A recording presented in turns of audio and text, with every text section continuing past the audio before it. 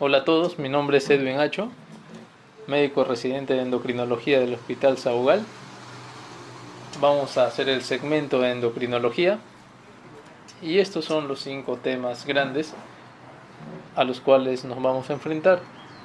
A la cabeza, diabetes; en segundo lugar, las enfermedades tiroideas; luego, el estudio de la glándula suprarrenal; en cuarto lugar, el metabolismo del calcio, básicamente trastornos del aparato hormona; y lo que son los ejes hormonales centrales clásicos. Algo que usualmente nos preguntan es sobre prolactina, dentro de lo más frecuente de este tema, que no es el más frecuente. Así que vamos a comenzar con diabetes, y para eso tenemos nuestro temario. Vamos a comenzar con lo que es básicas, insulina y fisiología, básicamente de carbohidratos, una revisión general y lo más esencial para el estudio y entendimiento de lo que es la diabetes mellitus: la definición, clasificación y el diagnóstico, fisiopatología, tratamiento, objetivos terapéuticos y las complicaciones agudas básicamente. Así que comencemos con lo que es básicas. Tenemos el páncreas, acá a la izquierda. Recordemos que aproximadamente un 90% es el páncreas exocrino. Acá vemos el tejido exocrino, y un 10% que acá está representada en estos circulitos rojitos es el páncreas endocrino. Recordemos que cuando hablamos de que se trata de una glándula endocrina, vierte su contenido hacia el torrente sanguíneo, y cuando es una sustancia producto de un tejido exocrino, vierte su contenido hacia el exterior, como las glándulas sudoríparas, por ejemplo, o hacia un conducto, en este caso, ¿no? El conducto pancreático. Microscópicamente tomamos una muestra de la parte endocrina, que se agrupan en los famosos islotes de Langerhans, y tenemos acá esto, ¿no? Al centro tenemos un par de células que son las células beta, acá están en rojo. Tenemos a la periferia las células alfa, y entre las células beta y las células alfa tenemos acá representadas en celeste las células delta. Esto es solamente la introducción. Para nuestro interés nos importa principalmente las células beta. Microscópicamente la ampliamos y tenemos acá a la célula beta. En la parte superior vemos cómo llega la glucosa, estimulando la producción de insulina. Bueno, eso es algo general. Recordemos, el 10% del páncreas es el páncreas endocrino. El páncreas endocrino tiene unidades funcionales, que son los famosos islotes de Langerhans, los cuales están constituidos por células, las 3 células clásicas, las células beta, alfa y delta. Y para el estudio de la diabetes nos importa principalmente las células beta, que producen la insulina producto del estímulo de glucosa. Pero vamos a ver que no es el único estímulo la glucosa para la producción de insulina. Nos vamos adelantando. Vemos acá que tienen canales de potasio. Acá vamos viendo unos gránulos que en realidad contienen insulina, y eso lo vamos a ver en las siguientes diapositivas. El páncreas endocrino, recordemos que es aproximadamente el 10% del páncreas. El otro 90% es el páncreas exocrino, y siempre tenemos que tener un orden, y nuestro orden va a ser de adentro hacia afuera. En el interior, al centro, tenemos que el 60% de las células corresponden a células beta, productores de insulina. Hacia el exterior tenemos las células alfa, que representan un 25% de la masa celular, que producen principalmente el glucagón. Y entre las células beta centrales y las células alfa periféricas tenemos a la somatostatina. Y acá tenemos también periféricamente otro tipo de células, por ejemplo las células F, que producen el polipéptido pancreático. Funciones claras y directas: básicamente la insulina es una hormona anabólica. Lo que hace es que en los tejidos en los cuales tiene acción, hace que ingresen los carbohidratos, básicamente la glucosa, a las células. Y el glucagón es una hormona catabólica, hace que el azúcar, la glucosa, salga hacia el exterior, ¿no? En términos prácticos. La somatostatina también se le conoce como pan-inhibina, o sea, inhibe a varias, por no decir a todas las hormonas. En este caso, a nivel del islote de Langerhans, inhibe la producción tanto de células beta, alfa, de polipéptido pancreático. Es por eso que la somatostatina, en realidad los análogos de somatostatina son empleados en lo que es cirugía de páncreas, de cáncer de páncreas básicamente, para que en el postoperatorio inhiba la producción de las otras células pancreáticas y así que repose el páncreas, ¿no? Ese es un aspecto. El otro aspecto histológico, fisiológico, anatómico, es básicamente el flujo sanguíneo. Acá tenemos una flecha que va del centro hacia la periferia. Es decir, recordemos, al centro que se produce la insulina en las células beta y en la periferia tenemos a las células alfa que producen glucagón. Por lo tanto, la insulina inhibe la producción de glucagón, pero el glucagón no inhibe la producción de insulina. Eso es un concepto importante para entender lo que es la diabetes. La insulina inhibe la producción de glucagón, pero el glucagón no inhibe la producción de insulina. ¿Listo?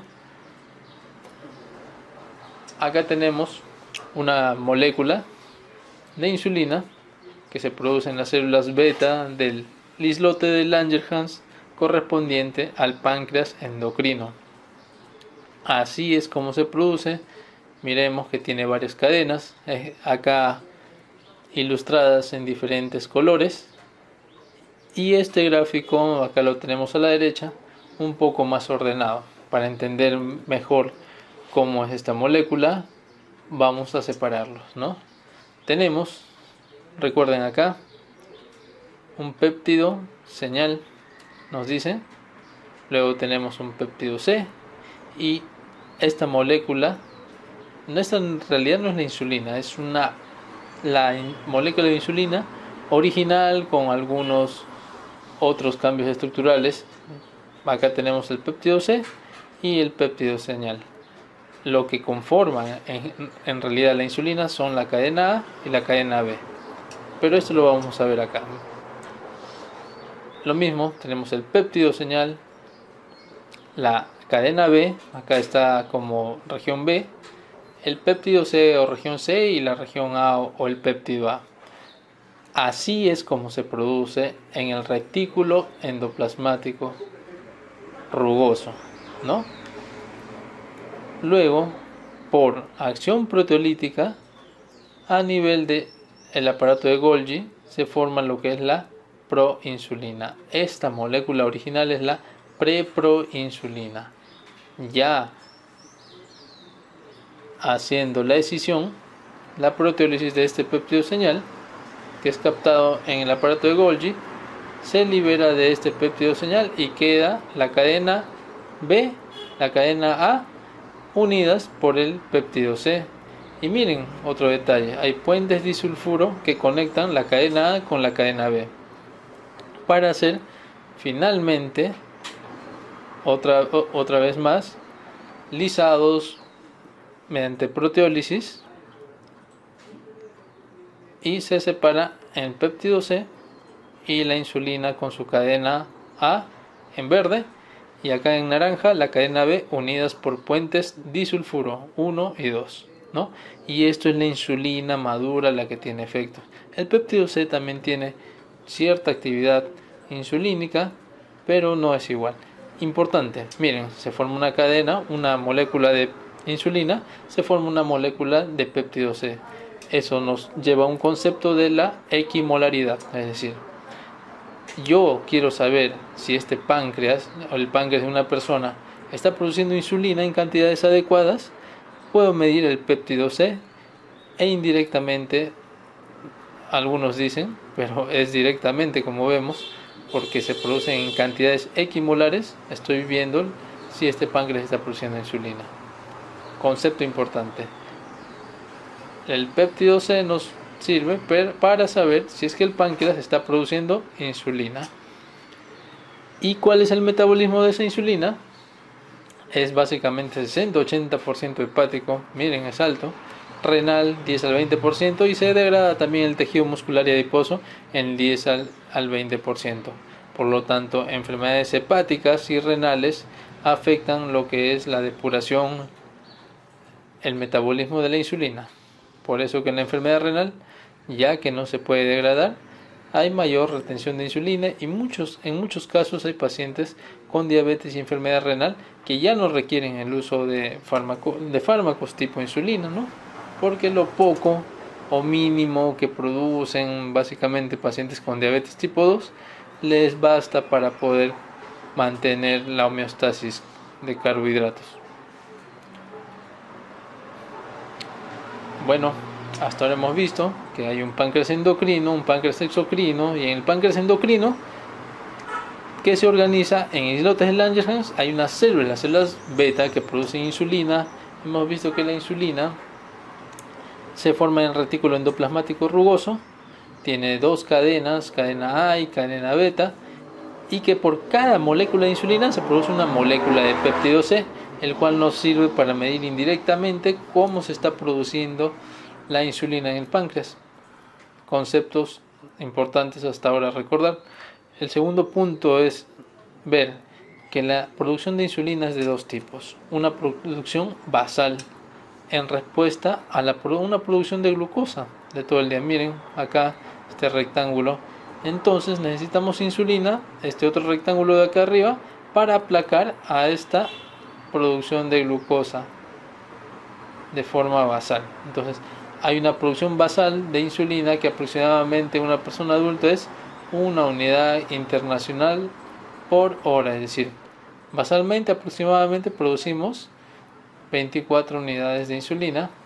Y con cada comida, miren, se eleva acá en el desayuno la glucosa, también se eleva la insulina.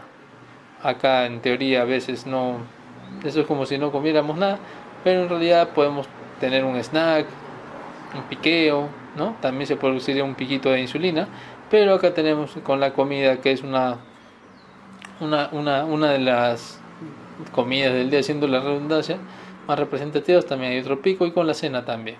Entonces hay dos formas de secreción de insulina, una secreción basal y una secreción postprandial, eso a recordar. Y ahora hemos visto secreción basal, como acá está en la parte inferior izquierda, concentración de insulina basal, y hay los picos de secreción postprandial, y cada pico de secreción postprandial tiene dos fases, una primera fase y una segunda fase. Acá se da la ingesta de alimentos, acá tenemos a los 10 a 15 minutos, en algunas literaturas van a encontrar de 5 a 10 minutos, se comienza a dar, después de la ingesta de alimentos, la primera fase, que es una fase corta, rápida, prolongada, un primer pico, luego hay una caída y luego una elevación más prolongada, más pronunciada, que es una segunda fase, que en la totalidad, entre la primera hasta que se culmine esta segunda fase, toma un tiempo de aproximadamente 90 a 120 minutos. Y 120 minutos en horas, ¿a cuánto nos hace acordar? A 2 horas. Importante, otro concepto, entonces, la secreción de insulina es de dos formas, una secreción basal y una secreción prandial. Y la secreción prandial tiene dos fases, una primera fase que dura 10 a 15 minutos y una segunda fase que se extiende desde el inicio hasta el final, aproximadamente unos 90 a 120 minutos. Es por eso que en teoría los pacientes a las 2 horas, de 2 a 3 horas, también mencionan, pero a las 2 horas ya debería estar aplacada la glucosa después de una comida.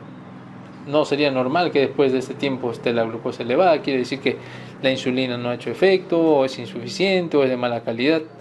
Concepto importante para lo que es el estudio de la diabetes, como vamos a ver. Esta primera fase se da por insulina preformada, es decir, la célula beta ya tiene reservas de insulina. Y esta segunda fase se da por insulina sintetizada de nuevo.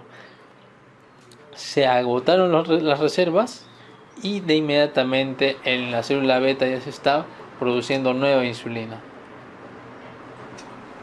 Esto es lo que les estaba diciendo, una primera fase. Acá tenemos en la membrana de la célula beta ya gránulos de insulina preformada, y en la segunda fase hay una reserva y también hay formación de nueva insulina.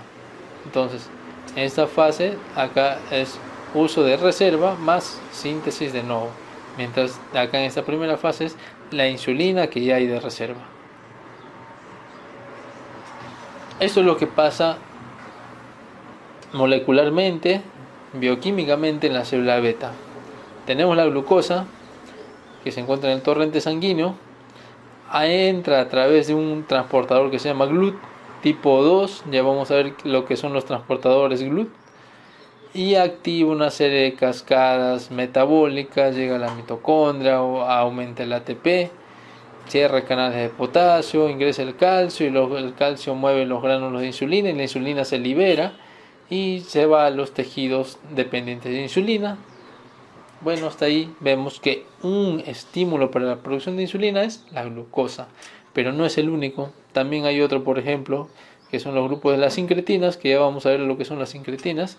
Dos, básicamente, el GIP y el GLP-1, el péptido similar al glucagón tipo 1. Recuerden, acá está más subrayado el GLP-1, ya vamos a explicar por qué se da eso. Y las sincretinas también estimulan la producción de insulina postprandialmente, ¿ya? Entonces, ¿cómo es esto? La glucosa estimula la producción de insulina, sí, y las sincretinas también sí, pero la glucosa después de una comida, es decir, en el marco de una situación postprandial, solamente estimula la producción del 40% de la insulina después de las comidas. ¿Y quién hace el 60%? Las sincretinas. Ya vamos a ver. Esto es lo mismo, vamos a hablar un poco de las sincretinas. A nivel del intestino, básicamente lo que es el Y1 y el íleon, Y1 terminal y el íleon proximal, en las células K se producen en el GIP y las L se producen en las células L. Ingresan al torrente sanguíneo, llegan a la célula beta y nos sirve también para la producción de insulina postprandial. Esto es para enseñarles que a nivel del intestino, básicamente Y1 terminal e íleon proximal, dos células K y L, que son enterocitos modificados. Las células K producen GIP y las células L producen el péptido similar al glucagón tipo 1, llegan a la célula beta, ambos se unen a receptores y estimulan la producción de insulina postprandial, ¿ya? Ahora un poco de incretinas, haciendo un recordaris. Secreción de insulina, dos formas, basal y postprandial. La postprandial tiene dos fases, una primera y una segunda fase, y esta secreción postprandial de insulina se da por el estímulo del 40% de la glucosa que se absorbió, y el otro 60%, ¿quién lo hacen? Las sincretinas. Se da acá la ingesta de comidas. Bueno, vamos a hablar antes de esto. El término incretinas viene del inglés incretin, e incretin es un acrónimo de Intestinal Secretion of Insulin. ¿Cómo es eso? Secreción intestinal de insulina, que a nivel del intestino se produce insulina. No, lo que se da es que llega a los alimentos, básicamente la glucosa estimula las células K y L produciéndose GLP-1 y GIP, y llegan a sus receptores, y el 60% de la secreción postprandial de insulina se da por el GLP-1. ¿Y cómo llegó la glucosa? Esta misma glucosa que estimuló a la producción de GLP-1 y GIP se absorbe, bueno, no necesariamente la misma molécula, ¿no? Pero otras moléculas se absorben, pero de la misma comida, y estimulan el 40%. Pero siempre hay un malvado, bueno, casi siempre. En este caso hay el inhibidor de DPP4, que es una enzima que se produce en el hígado y que degrada tanto el GLP-1 como el GIP. Acá hay una historia de sacrificio. El GIP se sacrifica por el GLP-1, es más débil, es más endeble a la acción del DPP4, un tiempo de vida media más corta, y el GLP-1 es más resistente. Por eso que como vamos a ver, hay fármacos que inhiben a este inhibidor DPP4. El DPP4 inhibe el GLP-1 y el GIP, los degrada, ¿no? Y también hay fármacos agonistas de los receptores de incretina, básicamente el GLP-1, por lo que estamos diciendo, porque es una molécula más resistente, más activa, más fuerte, ¿no? Aquí tenemos un cuadro de los GLUT, que son transportadores de glucosa, como habíamos visto. Hay 10 transportadores GLUT conocidos hasta el momento, bueno, de los más estudiados, y de los 10 hay 5 que son los más estudiados aún. El GLUT1, que es ubicuo prácticamente, el GLUT2, que transporta glucosa, básicamente lo que es a nivel de las células beta. 2. Beta. El GLUT3 transporta glucosa en el sistema nervioso central, en las neuronas, la placenta, hígado, riñón. Y esto del GLUT es importante, ¿por qué? Porque recordemos que el sistema nervioso central nos han enseñado que no necesita de glucosa, de insulina para absorber la glucosa, y es gracias al GLUT3. El GLUT4, miren acá este detalle importante: tejidos sensibles a la insulina. Quiere decir que el único transportador GLUT que necesita insulina para transportar la glucosa es el GLUT4, y es el implicado en la fisiopatología de la diabetes tipo 2. Tejidos sensibles a insulina son 3, básicamente: tejido adiposo, tejido muscular y el hígado. Por lo tanto, cuando hablemos de resistencia a la insulina, hablamos de resistencia a nivel de estos 3 órganos. No hay resistencia a la insulina en otras partes del cuerpo. El GLUT5 transporta fructosa. Miren, el GLUT1 al 4 todos transportan glucosa, algunos glucosa y galactosa, pero el GLUT5 es el único de estos 5 que transporta glucosa, y se ubica en el intestino delgado y el riñón, básicamente. ¿Ya? Un cuadro simple, pero bien consistente. Tenemos los carbohidratos de la ingesta que se encienden hasta glucosa. El cerebro nos ha enseñado que no necesita de insulina, aunque por ahí hay algunos estudios que están hablando de que sí, pero en general a la actualidad decimos que no. ¿Por qué? Gracias a que tienen los GLUT3, SNC, Sistema Nervioso Central. Bueno, esta glucosa estimula en el páncreas la producción de insulina, pero ya hemos visto que la glucosa solamente estimula el 40%, el otro 60% lo estimulan las incretinas. La insulina actúa a nivel de los tejidos insulinos sensibles, hígado, tejido muscular y tejido adiposo. Al tejido adiposo se acumula más grasa, el músculo, para que aumente su anabolismo, necesita insulina, y el hígado para evitar lo que es la neuglucogénesis. La insulina tiene todos estos efectos, tiene efectos positivos, o sea, aumenta algunas funciones y disminuye otras. Por ejemplo, estimula a nivel muscular lo que es la ganancia de tejido, ¿no? Pero a nivel de tejido adiposo disminuye la lipólisis. Acá tenemos en un signo negativo, y más bien lo que hace es promueve la lipogénesis, ¿no? Y no solamente en el tejido adiposo, en el hígado. Por eso tenemos también el hígado graso, y así vemos cómo hace efectos anabólicos y evita que se haga el catabolismo. Bueno, en este gráfico tenemos la acción de la insulina a un nivel más molecular y en los tejidos que son insulinosensibles, es decir, que utilizan GLUT4. Tiene diversas vías metabólicas. Una de las vías es el aumento de la masa celular, crecimiento celular, aumenta el tejido muscular. Mediante otras vías estimula la síntesis de lípidos, proteínas. A nivel mitocondrial estimula la producción de energía, ¿no? Y a nivel muscular, por ejemplo, también estimula la producción de glucógeno.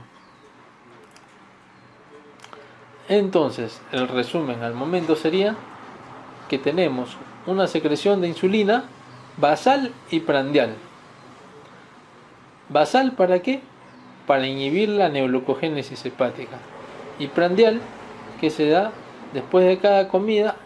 Cada pico prandial tiene 2 fases, que se extiende aproximadamente 2 horas. Y esta secreción prandial de insulina es la primera en alterarse en la diabetes mellitus. Miren, es el primer control que se pierde de glucosa en un paciente diabético. O sea, lo que primero el paciente diabético no puede controlar no es la secreción basal, sino la secreción postprandial de insulina. Esos son algunos conceptos que nos quedamos en resumen. Y lo otro es que no todos los tejidos necesitan de insulina para la absorción de glucosa. Los que tienen el GLUT4 son los que necesitan la acción de insulina, es decir, el hígado, tejido adiposo y muscular.